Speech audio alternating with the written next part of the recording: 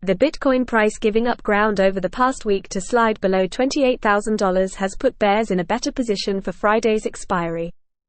The $900 million Bitcoin weekly options expiry on May 12 might play a decisive role in determining whether the price will succumb to falling below $27,000.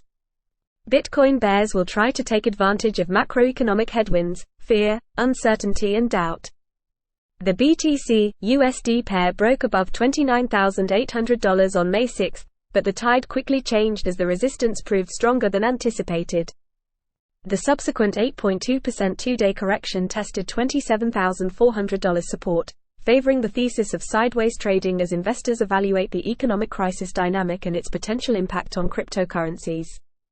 The open interest for the May 12 options expiry is $900 million, but the actual figure will be lower since bears were expecting sub-$28,000 price levels.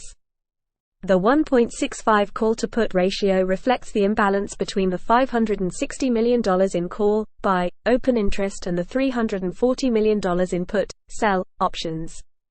But if Bitcoin's price remains near $27,500 at 8 a.m. Coordinated Universal Time on May 12, only $11 million worth of these call, buy, options will be available. Ultimately, after it became clear that the Bitcoin network was working as designed, the selling pressure dissipated, causing Bitcoin's price to stabilize around $27,500. Nevertheless, traders should be cautious as the bears are still in a better position for Friday's weekly options expiry, favoring negative price moves.